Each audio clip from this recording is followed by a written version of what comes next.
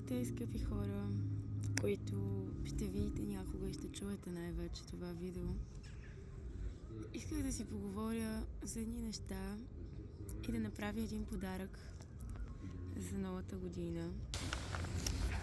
Просто да направя едно видео, в което да кажа нещата, които ми хрумват в момента.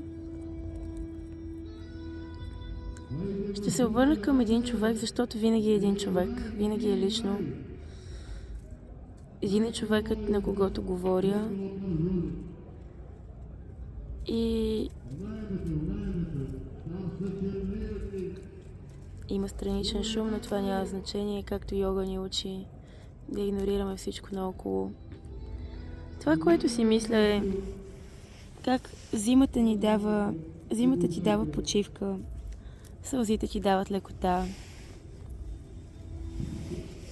Как всеки плюс има минус и обратното, всеки минус има и плюс.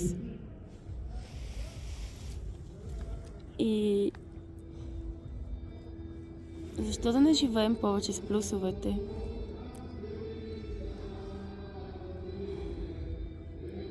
Иска ми се да гледам в това какво ми се дава. Защото с всяка промяна, с всяко нещо, което получаваме, с всяко даване и нещо ни се взема.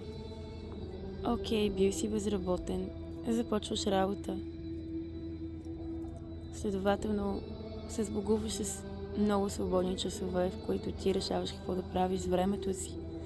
Но получаваш пари, получаваш кариерно израстване, колеги, среда.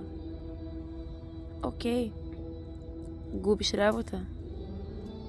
Чудесно, дава ти се повече време да погледнеш в себе си. И окей, може би нямаш много хора покрай себе си в момента. Губиш хора. Чудесно. Дава ти се възможност просто да се фокусираш в теб и да опознаеш своя вътрешен свят. Може би имаш възможност да научиш ново хоби, да го превърнеш в някакъв скил, в нещо, което ти се получава чудесно. Просто всяка загуба идва с... Всъщност никога не е загуба. По-скоро е това, че никога не е загуба. И аз много вярвам, че от нас зависи как ще го погледнем. И не мога да се сетя за нито една загуба, която е изцяло и само единствено загуба. Ако загубиш по някакъв начин пари, ти печелиш радостта от малките неща. От това да закърпиш нещо, което се е скъсало. Просто винаги има смисъл. И винаги е даване. Вселената е изобилна, природата е даваща, земята е даваща.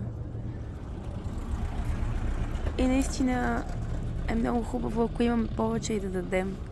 Имаме вдъхновение, учим нови неща. Искам да ги дам на хората. Искам да споделя това, което знам и осъзнавам. Да.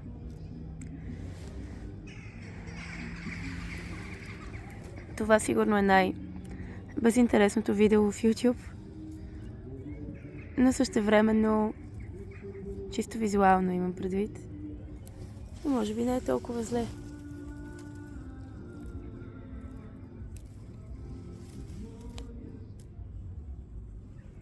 Може би всъщност е супер яко. Честита нова година на който гледа това и най-вече който слуша.